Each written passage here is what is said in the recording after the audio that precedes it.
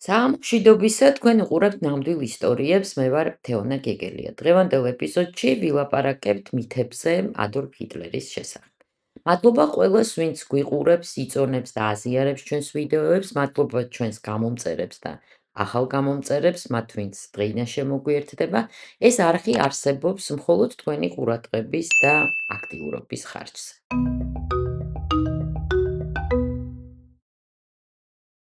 მაისის დასაწყისი ალბათ ყველაზე სწორი დროა მეორე მსოფლიო ომზე სასაუბროდ, გასაგები მიზეზების გამო და არ აქვს მნიშვნელობა ვინ როდის აღნიშნავს ფაშიზმის დამარცხების თარიღს. ჩვენს არხზე მეორე მსოფლიო ომის შესახებ რამდენიმე ვიდეოა, მაგრამ ყველა ამა თუ იმ ფორმით ეძღვნება ომში გამარჯვებულთა მხარეს. ადოლფ ჰიტლერის და ფაშისტთა ბრძოლის შესახებ მომავალში რამდენიმე ვრცელ გამოშვებას შემოგთავაზებთ, მაგრამ მანამდე შესავლის სახით მინდა გელაპარაკოთ იმ მითების შესახებ, რომლებიც დღემდე ახლავს ჰიტლერის სახელს.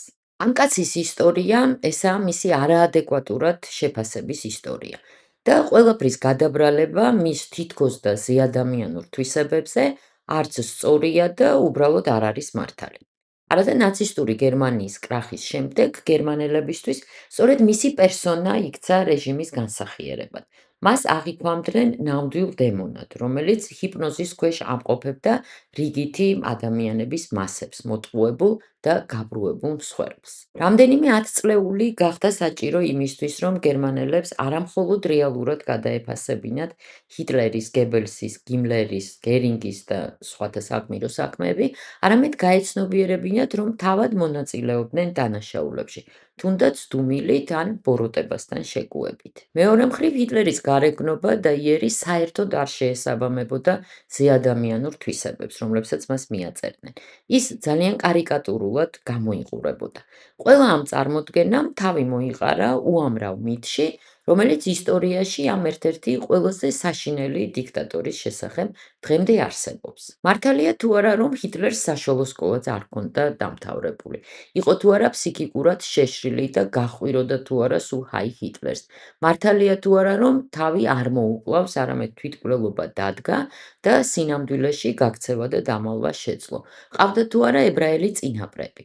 რა არის აქედან მართალი და რა არა, ამის გარკვევას შევეცდებით დღევანდელ ეპიზოდში. ის რომ ჰიტლერს საშუალო სკოლა დამთავრებული არ ჰქონდა, ეს არის სიმართლე. 1899-1905 წლებში მისი ოჯახი ცხოვრობდა კერძო სახლში ლეონდინგში, ავსტრიის ქალაქ ლინცის შემოგარენში. ადოლფი დადიოდა დაწყებით სკოლაში, იგივე სახალხო სკოლაში, როგორც მას ავსტრიაში იმ დროს უწოდებდნენ და კარგად სწავლობდა. როდესაც 11 წლის გახდა, შევიდა საშუალო სკოლაში, სადაც უკვე არც თუ ისე კარგად სწავლობდა და კარგ ნიშნებს მხოლოდ იმ საგნებში იღებდა, რომლებიც აინტერესებდა. არსებობს ეჭვი, რომ მას საერთოდ არ შეეძლო ხანგრძლივი და თანმიმდევრული შრომა და შეეძლო დღეების განმავლობაში არაფერი ეკეთებინა. საშუალო სკოლა ეს იყო ავსტრია-უნგრეთის საშუალო განათლების სისტემის ერთ-ერთი დაწესებულება და გიმნაზიისგან განსხვავებით მისი დამთავრება არ გაძლევდა უნივერსიტეტში ჩაბარების უფლებას. ამ საშუალო სკოლის პირველი კლასის დამთავრების შემდეგ ის კლასში ჩარჩა.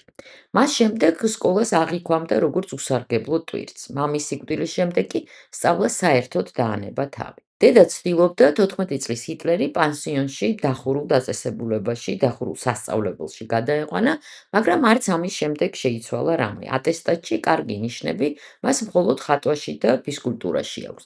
ყველა დანარჩენ საგანში კი არადამაკმაყოფილებელი შეფასება. მომავალში ჰიტლერს არაერთხელ გამოუხატავს თავისი უარყოფითი დამოკიდებულება გერმანიაში განათლების ტრადიციული სისტემის მიმართ.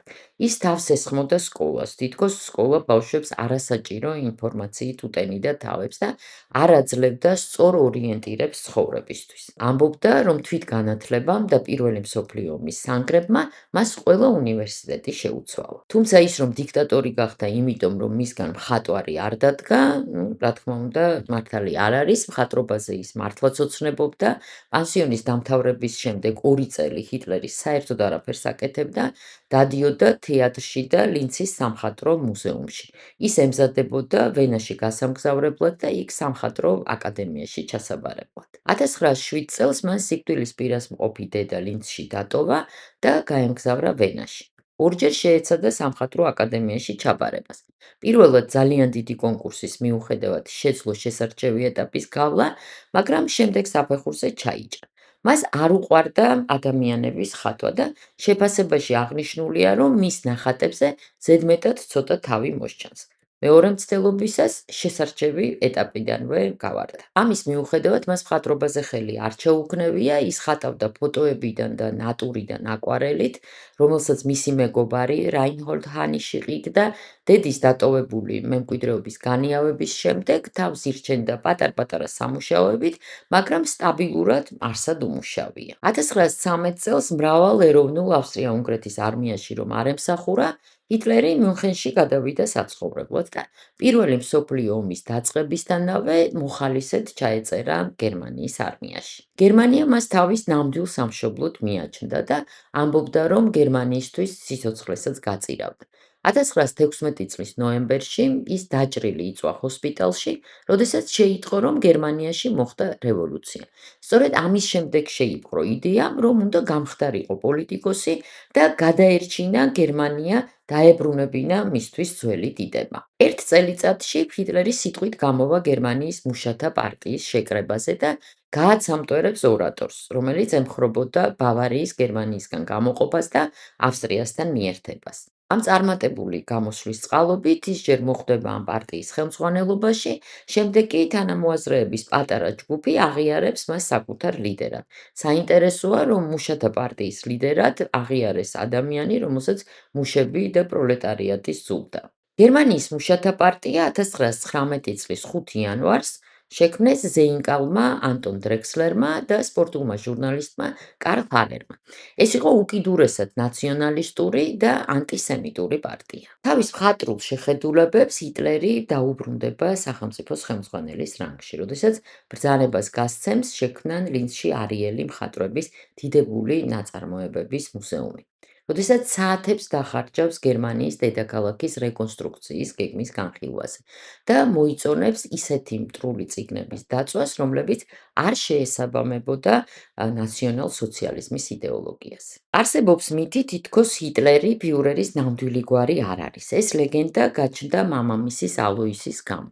ჰიტლერის მამა დაიბადა 1837 წელს სოფელ შტრონესში, ვენისგან ჩრდილო-დასავლეთით 80 კილომეტრში და 40 წლამდე ატარებდა დედის მარია ანა შიკლ-გრუბერის გვარს, რადგან მისი უკანონო შვილი იყო. ალოისი 5 წლის იყო, როდესაც მარია ანა ცოლად გაჰყვა მეწისხვილე იოჰან გეორგ ჰიტლერს, ხოლო შვილი აღსაზრდელად გადასცა ქმრის უფრო შეძლებულ ძმას, რომელსაც ერქვა იოჰან ნეპომუკ ჰიუტლერი. სოფლებში ერთი და იმავე გვარს ხშირად არასწორად წერდნენ და ეს იყო ჩვეულებრივი ამბავი. ვინ იყო ჰიტლერის მამის ბიოლოგიური მამა, ამის დადგენა შეუძლებელია. ძმის სიკვდილის შემდეგ ჰიუტლერი დათანხმდა ეშვილა ალოისი, მაგრამ მამობა არ აღიარა. ამტკიცებდა, რომ მამა იყო მისი ძმა, რომელმაც ეს გარდაცვალების წინ აღიარა საერთო ნაცნობების თანდასწრებით. დაბადების რეგისტრაციის მოწმობაში ჩანაწერს ქორწინების გარეშე შეცვლიან ჩანაწერით ქორწინებაში, ხოლო ველზე მინაწერში გაჩნდება ფრაზა, რომ მამამ გეორგ ჰიტლერმა აღიარა თავი ალოისის მამად და ასე შემდეგ. 1867 წელს ალოის შიკლ-გრუბერი გახდა ალოის ჰიტლერი და მისი შვილები დაბადებიდან ამგვარს ატარებდნენ. ჰიტლერი ოჯახში იყო მეოთხე ბავშვი. და-ძმები ადრე გარდაიცვალნენ, გარდა უმცროსი დისა, რომელსაც ერქვა პაულა და 1960 წლამდე იცოცხლა. მამამ ალოისი იყო საბაჟო მოხელე, დედას კი ერქვა კლარა. ის იყო ალოისის ნათესავი და მესამე ცოლი. ორივე მშობელი ადრე გარდაიცვალა. თავად, როგორც ვიცით, შვილები არ ჰყავდა, თუმცა შორეული ნათესავები არსებობენ დღემდე. მისი ოჯახის ძირითადმა განშტოებებმა შეწყვიტეს არსებობა, ან შეიცვალეს გვარი მეორე მსოფლიო ომის შემდეგ. ჰიტლერის დედა იყო გერმანელი, ხოლო ლეგენდა ჰიტლერის ებრაელობის შესახებ მოდის ისევ მამის ალოისის გაუგებარი წარმომავლობიდან. ერთ-ერთი ვერსიით მარია ანა, ჰიტლერის ბებია, მუშაობდა ქალაქ გრაცში, ებრაელების სახლში, რომლებიც გვარად იყვნენ ფრანკენბერგერები ან ფრანკენრაიტერები. სწორედ იმ დროს დაფეხმძიმდა ის ალოისზე. ეს ვერსია ამოტივტივდა ნიურნბერგის პროცესზე. ჰიტლერის ახლო თანამოაზრემ, თანამებრძოლმა ჰანს ფრანკმა მართალია ყოველგვარი მტკიცებულების გარეშე, მაგრამ თქვა, რომ 1930 წელს ჰიტლერმა დაავალა მას ალოისის წარმომავლობის გამოძიება. ისტორიკოსი ვერნერ მაზერი თავის 1971 წელს გამოსულ წიგნში შეეცადა ჰიტლერის საგვარეულო ფესვების გარკვევას ვალდფერტელის რაიონის დოკუმენტებით. ამ რაიონში შედიოდა სოფელი შტრონესი.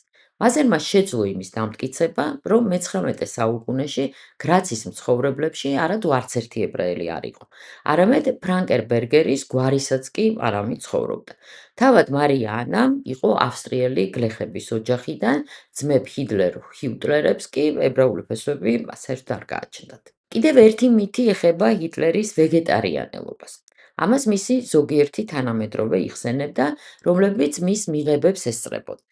სინამდვილეში ჰიტლერი იყო არა ვეგეტარიანელი, არამედ ექიმების რჩევით იცავდა დიეტას. თუმცა სტუმრებს ყოველთვის უმასპინძლდებოდა ხორცით და თევზით. ცნობილია ასევე, რომ მან შემოიღო აინტოპ კვირეების ტრადიცია. აინტოპი ესაა სქელი სუპი, ბოსტნეულის რაგუ, გერმანული სამზარეულოს ტრადიციული კერძი. ყოველი თვის ერთ კვირა დღეს მთელ გერმანიაში დიასახლისები და მდიდრული რესტორნების მზარეულებიც კი ხორცის კერძების ნაცვლად ამზადებდნენ ამ ბოსტნეულის სუპს, ხოლო დაზოგილ ფულს უგზავნიდნენ ღარიბ არიელებს. ამგვარად ვერ იტყვი, რომ ჰიტლერი იყო ვეგეტარიანელი იდეურად, უბრალოდ თავშეკავებულად იკვებებოდა. კარგი ორატორი კი ნამდვილად იყო. ჰიტლერის ეს ნიჭი გამოჩნდა მისი პოლიტიკაში მოსვლისთანავე. გერმანიის მუშათა პარტიაში ის თავიდანვე პასუხისმგებელი იყო პროპაგანდაზე და დღის განმავლობაში რამდენიმე მიტინგზე გამოდიოდა სიტყვით. და სწორედ ამ გამოსვლებში ვლინდებოდა მისი ორატორული ნიჭები. კერძო ატმოსფეროში ის არ ტოვებდა საინტერესო მოსაუბრის შთაბეჭდილებას. მას ჰქონდა არაფრით გამორჩეული ხმა, მაგრამ ყოველთვის ემოციურად ლაპარაკობდა და აკვირდებოდა ამ დროს მსმენელების რეაქციებს. საბოლოოდ მისი გამოსვლები იქნება ძალიან დიფერენცირებული. ის ცვლიდა თავის გამოსვლების ტონს და შინაარს აუდიტორიის მიხედვით. სამხედრო მწარმოებლებს მშვიდად და გონივრულად ელაპარაკებოდა. ხალხის მასებს კი აგრესიულად და დაჟინებით. მან გამოიმუშავა ასევე ორატორის პოზების მთელი ნაკრები. როგორც მისი ერთ-ერთი ბიოგრაფი იოაჰიმ ფესტი წერდა, ის ძალიან მოხერხებულად უთავსებდა ერთმანეთს ცირკის და საოპერო თეატრის სადადგმო ელემენტებს საეკლესიო ლიტურგიული რიტუალის საზეიმო ცერემონიალს. შეშლილი ფიურერის იერი კი კინოქრონიკიდან მოდის, სადაც ჰიტლერი ტრიბუნიდან გაჰყვირის რთულად გასაგებ ფრაზებს და მაღლა წევს ხელს. მიტინგებზე ის მართლაც გაჰყვიროდა სიტყვა „ჰაის“ ნაცისტების ოფიციალურ მისალმებას, მაგრამ საკუთარი გვარის გარეშე. გარდა ამისა, ეს აკანკალებული, მყვირალა, ისტერიული და შეშლილ-თვალებიანი ჰიტლერი მხატვრული ფილმების სახეა. თვითმხილველების მტკიცებით, ომის ბოლო თვეებში ის მართლაც ასე გამოიყურებოდა, თუმცა მანამდე აბსოლუტურად სხვაგვარად იქცეოდა. რაც შეეხება სიგიჟეს, ომის ბოლოს ჰიტლერს შფოთვითი აშლილობა მართლაც აწუხებდა, მაგრამ ფსიქიატრიულ დიაგნოზს ექიმები არ უსვამდნენ. ის უფრო ფანატიკოსი იყო, რომელსაც არანორმალურად სწამდა ნაციონალ-სოციალიზმის იდეოლოგიის, არიული რასის სისხლის საკრალური ძალის და მისი გაწმენდის აუცილებლობის. არ არსებობს არანაირი დამადასტურებელი ფაქტი იმისა, რომ ჰიტლერი რაიმე ოკულტური ტიპის საზოგადოებას მიეკუთვნებოდა. ასეთები იყვნენ უფრო მისი თანამებრძოლები. რუდოლფ ჰესი და ჰანს ფრანკი იყვნენ ტულუს მიუნხენური საზოგადოების წევრები. ეს იყო გერმანული ისტორიულ-ოკულტურის საზოგადოება, ასევე ჰესი და ჰენრიხ გიმლერი გატაცებულები იყვნენ ასტროლოგიით. შემუშავებული ჰქონდათ SS-ის ორდენის წევრების განსაკუთრებული რიტუალები და მფარველობდნენ წინაპრების მემკვიდრეობის ორგანიზაციას, რომელიც სწავლობდა გერმანიის და არიული რასის ისტორიას. ჰიტლერი ვერ იტანდა, როდესაც მას გავლენაში ეცილებოდნენ და 1933 წლის შემდეგ ყველა მსგავსი საზოგადოება აკრძალა. ის უმალ ბოლოს უღებდა ყველას, ვისაც ნაციონალ-სოციალიზმის გარდა კიდევ სხვა რამის სწამდა. 1991 წელს ცნობილმა გერმანელმა მწერალმა და გამომცემელმა ვილ ბერტოლდმა გამოსცა წიგნი „42 თავდასხმა ადოლფ ჰიტლერს“. ამ წიგნს შემდეგ კიდევ მრავალჯერ გამოსცემენ დიდი ტირაჟით. სინამდვილეში, ომის შემდეგ გესტაპოს საგამოძიებო საქმეების მასალებით 40-ჯერ მისი მოკვლა არ უცდიათ. ეს ციფრი ბევრად დაბალია. ყველაზე ცნობილი თავდასხმა მოხდა 1954 წლის 20 ივლისს, რომელიც ცნობილია ოპერაციის „ვალკირიას“ სახელით. ამ დღეს პოლკოვნიკმა კლაუს ფონ შტაუფენბერგმა და მისმა ადიუტანტმა ჰიტლერთან თათბირზე შეიტანეს ჩანთა ასაფეთქებლით და დადეს ის ფიურერის გვერდით. დეტონატორი 10 წუთში უნდა ამოქმედებულიყო. შეთქმულების მონაწილეებმა მოიგონეს რაღაც საბაბი და დატოვეს შეკრება. მათ არ იცოდნენ, რომ ჩანთას ადგილი შეუცვალეს. დაიღუპა რამდენიმე ოფიცერი, ხოლო ჰიტლერმა მიიღო თავის ტრავმა, დროებით დაყრუდა, ჰქონდა დამწრობები, მაგრამ გადარჩა. ეს იყო ვერმახტის ოფიცრების შეთქმულება, რომლებსაც უნდოდათ ჰიტლერის მოშორება და გერმანიის გადარჩენა ომში დამარცხებისგან. მისი სიკვდილის შემდეგ ისინი გეგმავდნენ ხელისუფლების ხელში ჩაგდებას, დროებითი მთავრობის შექმნას, რომელიც დასავლურ ქვეყნებს მიმართავდა ზავის მოთხოვნით. ეს არ იყო ერთადერთი თავდასხმა ჰიტლერზე, მაგრამ მათი ზუსტი რაოდენობა უცნობია. 4 შემთხვევაში თავდასხმის შესახებ თავად ინიციატორებმა ილაპარაკეს, მაგრამ მათი სიტყვების გარდა ამ 4 შემთხვევას სხვა არაფერი ადასტურებს. თავის მოკვლამდე ჰიტლერმა გასცა ბრძანება, რომ ისი და ევა ბრაუნის სხეულები დაეწვა. ევა ბრაუნზე ის დაქორწინდა წინა დღით. SS-ის დაცვის უფროსის ჰანს რატენჰუბერის და ჰიტლერის პირადი ადიუტანტის ოტო კიუნშეს ჩვენებებით ჰიტლერის და ევა ბრაუნის გვამებს გადაასხეს ბენზინი და ცეცხლი წაუგიდეს, მაგრამ ბოლომდე ისინი არ დაიწვა. 1945 წლის 2 მაისს ჰიტლერის ბუნკერში შევიდნენ საბჭოთა სამხედროები. დარჩენილი ფრაგმენტები გააგზავნეს სასამართლო სამედიცინო ექსპერტიზაზე, რომელმაც აჩვენა, რომ მათ შორის დიდი ალბათობით იყო ჰიტლერის გვამი. ქვედაღბა, რომლითაც შეიძლებოდა ჰიტლერის ვინაობის დადგენა მისი შედარებით კბილებზე მკურნალობის პროტოკოლებთან და სხვა ფრაგმენტები რუსებმა მოათავსეს სახელმწიფო არქივის საიდუმლო საცავში, სადაც დღესაც ინახება. როდესაც პოცდამის კონფერენციაზე სტალინს კითხეს, მართლაც იპოვეს თუ არა ჰიტლერის გვამი, მან თქვა არა, რადგან არ უნდოდა ეღიარებინა, რომ ეს ფრაგმენტები საბჭოთა კავშირში გაიტანეს. სწორედ ამ პასუხმა დაუდო სათავე მითს, თითქოს ჰიტლერი ცოცხალია, ამ მითს კი შემდეგ 1000 გვარი დეტალი დაემატა, რომ თითქოს ის გადარჩა და თვითმფრინავით გაფრინდა, რომ წყალქვეშა ნავით გაიქცა და ცხოვრობდა სამხრეთ ამერიკის მოშორებულ რანჩოზე, ხან ევა ბრაუნთან ერთად, ხან ვიღაც მულად ქალთან ერთად შვილობის გარემოცვაში და მშვიდად გარდაიცვალა თავისი რეჟიმის დამხობიდან მრავალი წლის შემდეგ. მაგრამ ყველა ეს ისტორია ცხადია ლეგენდაა. ყველა კვლევით დადასტურებულია, რომ ადოლფ ჰიტლერმა მართლაც მოიკლა თავი 1945 წლის 30 აპრილს. არსებობს კიდევ ერთი, ნაკლებად მნიშვნელოვანი ლეგენდა იმის შესახებ, თითქოს პატარა ულვაშზე მოდის დამკვიდრება, ასევე ჰიტლერის დამსახურება. მაგრამ ბოლომდე მართალი არც ეს არის.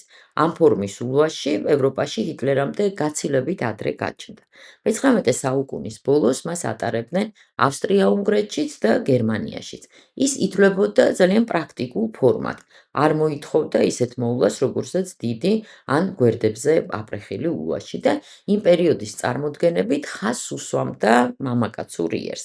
უბრალოდ ჰიტლერმა ხელი შეუწყო ამ მოდის ხელახლა შემოსვლას 1930-იანი წლების გერმანიაში. თქვენ რა იცით ადოლფ ჰიტლერის შესახებ? სხვა ლეგენდებიც ხომ არ გაგახსენდათ? მოგწერეთ კომენტარებში. მანამდე კი გამოიწერეთ ზღარბი, გაუზიარეთ ის, რაც შეიძლება მეტ ადამიანს და დაელოდეთ ახალ ისტორიებს. ნახვამდის.